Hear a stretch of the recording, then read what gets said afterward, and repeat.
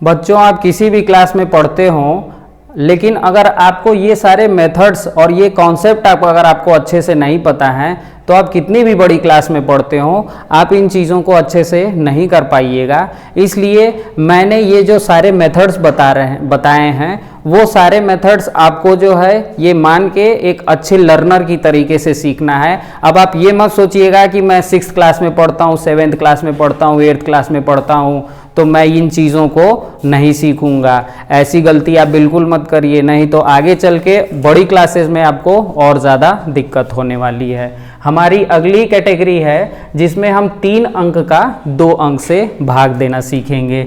जैसे एक एग्जाम्पल के तौर पे हम लेते हैं 108 और इसको 12 से डिवाइड करते हैं। अब देखिए यहाँ पे रूल में कुछ बदलाव आने वाला है। मैंने आपको पहले पार्ट में बताया था कि हम संख्याओं की तुलना करके टेबल पढ़ के डिवाइड करना सीखते हैं। अब यहाँ पे देखिए 2 डिजिट है और यहाँ पे भी जो है अगर हम 2 डिजिट लेते हैं तो ये 12 बड़ा हो जाता है और ये 10 जो है छोटा हो जा रहा है। इसका मतलब क्या है कि अब हमारा ये डिवाइड नहीं जाएगा। तो इसके लिए हम एक नया रूल जानते हैं कि जब बाहर की संख्या बड़ी हो जाती है और बाहर की संख्या में जो दिए हुए अंक हैं वो अंदर की दिए हुए अंकों से बड़े होते हैं, तब हम अंदर जो है वो 3 अंक लेते हैं। ठीक है ना। और यही हमारा टॉपिक भी है, 3 अंक का 2 अंक से। आप यहाँ इसको एक हिंट के रूप में समझिए कि 3 अंक का लिखा हुआ है, यानी का के पहले जो अंक लिखा हुआ है वो इस ब्रैकेट के अंदर रहता है और जो से के पहले जो अंक लिखा हुआ है वो ब्रैकेट के बाहर रहता है। इतना आप समझ चुके होंगे। तो अब देखिए हमारे पास यहाँ 12 मिल गया और हमारे पास यहाँ पे अंदर 108 मिल गया। तो हम 12 का टेबल 9 टाइम्स पढ़ते हैं तो हमारा आंसर 108 आ जाता है। चलिए एक और एग्जाम्पल से इस चीज़ को अच्छे से क्लियर करते हैं। जैसे हमारे पास 15 से डिवाइड करना है 135 को, तो फिर वही तरीका अपनाएंगे। यहाँ पे हमने 2 डिजिट ली हैं और यहाँ पे भी हम 2 डिजिट लेते हैं तो हम ये पाते हैं कि बाहर वाली डिजिट बड़ी है और अंदर वाली डिजिट छोटी हो जा रही है। तब इस केस में हम ये तीनों डिजिट लेंगे और अब हमारे पास अंदर 135 आ जा रहा है। तो हम 15 का टेबल इतनी बार पढ़ेंगे कि 135 आ जाए। अब इतने में बहुत से बच्चों को जो है वो टेबल नहीं याद होगी, तो टेबल नहीं याद होगी तो आप खुद सोचिए आपका कितना नुकसान हो रहा है। तो 5 का टेबल अगर हम 9 टाइम्स पढ़ते हैं तो हमारा आंसर 135 आता है।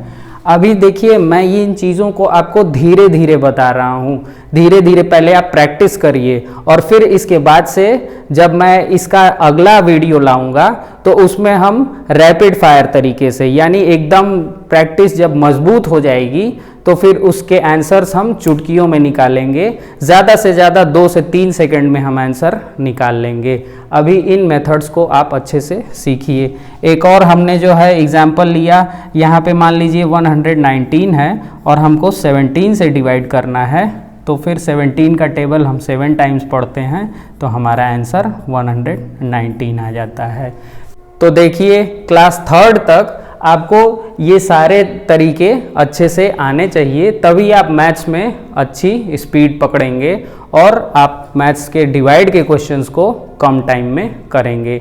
अब इसके बाद एक और कैटेगरी बचती है, चलिए उसको देखते हैं। हमारी अगली कैटेगरी है जिसमें हम 4 अंक का 2 अंक से भाग देना सीखेंगे। आपका समय कम लगे इसके लिए मैंने क्वेश्चंस पहले से आपको नोट करके दिखा दिए हैं। अब हम डिवाइड करने का तरीका सीखते हैं। तो सबसे पहले देखिए यहाँ पे 2 अंक है तो हम 2 अंक लेंगे। 3 अंक हम लेंगे, बोलिए बताइए। जी हाँ, 3 अंक हम तब लेते हैं जब ये अंदर की संख्या हमारी बाहर की दी हुई संख्या से छोटी होती है। लेकिन यहाँ पे जब हम 2 अंक ले रहे हैं तो हम ये देख रहे हैं कि अंदर की ये जो 2 अंक हैं ये बाहर की 2 अंक से बड़े हैं, यानी ये डिवाइड चला जाएगा। ठीक है, तो अब हमको ये देखना है कि हम 12 का टेबल ऐसा पढ़ें कि 25 आ जाए या तो 25 से कम आ जाए। तो 12 का टेबल अगर 2 बार पढ़ा जाता है तो 24 आ जाता है और फिर इसमें से हम माइनस कर लेते हैं, ये आ जाता है और इसको हम कट कर देते हैं। और आप इतना तो जानते होंगे कि जब यहाँ पे ये संख्या हमारी बच जाती है तो इसके बाद की अगली संख्या अपने आप से उतर जाती है। तो ये 8 हमारा उतर गया है। अब हम फिर वही तरीका अपनाएंगे कि बाहर की दी हुई संख्या से अंदर की दी हुई संख्या की तुलना करेंगे। तो यहाँ पे 12 है, 18 है और 12 1 जा 12 होता है और हमने जो है यहाँ पे लिख के माइनस कर लिया और यहाँ पे इसको क्रॉस कर दिया। अब देखिए 0 हमारा ऑटोमेटिकली उतर गया। ठीक है, अब आप यहाँ पे 12 का टेबल 5 टाइम्स पढ़ेंगे तो आपका 60 आ जाएगा और इस तरीके से आपका ये आंसर कंप्लीट हो गया है। ठीक है, अब इस अगले क्वेश्चन को देखते हैं। यहाँ पे हमारे पास 15 है, 2 डिजिट है और ये 18 है, 2 डिजिट है। तो ये बड़ा हो गया यानी इससे डिवाइड चला जाएगा। तो 15 1 जा 15 हम कर लेते हैं और अब हम 8 में से 5 माइनस करेंगे तो 3 कर लेंगे बचेगा और ये क्रॉस हो जाएगा और अगली डिजिट ऑटोमेटिकली उतर जाती है। अब 15 का टेबल हम इतनी बार पढ़ें कि 34 आ जाए या 34 से कम आ जाए। तो 15 2 जा 30 होता है।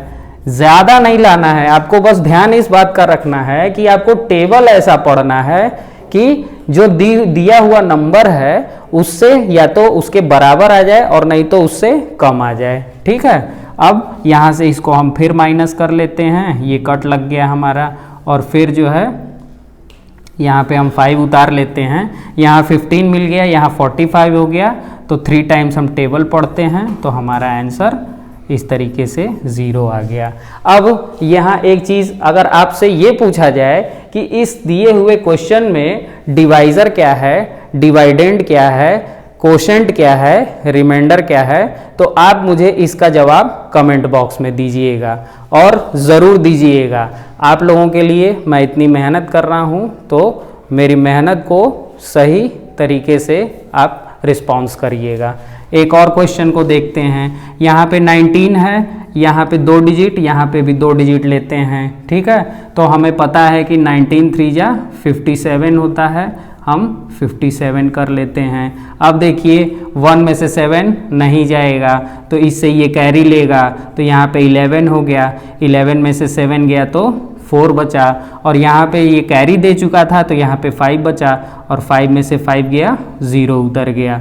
अब फिर ये अगली डिजिट ऑटोमेटिकली उतर जाती है।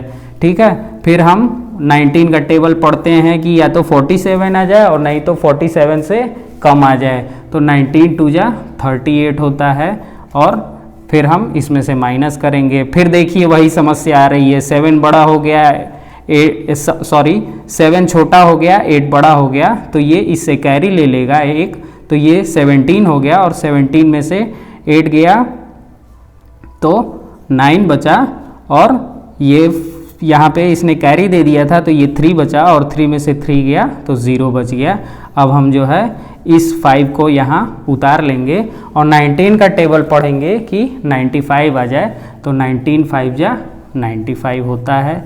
और इस तरीके से हम जो है इन तीनों क्वेश्चंस को हमने अच्छे से समझ लिया है।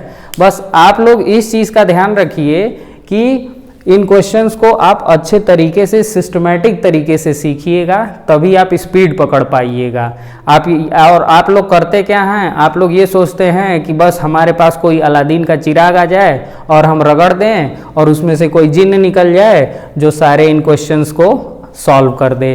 तो कोई जिन्न नहीं आने वाला है, ये आपको खुद से करना पड़ेगा। तरीका हम सिखा रहे हैं, करना आपको है।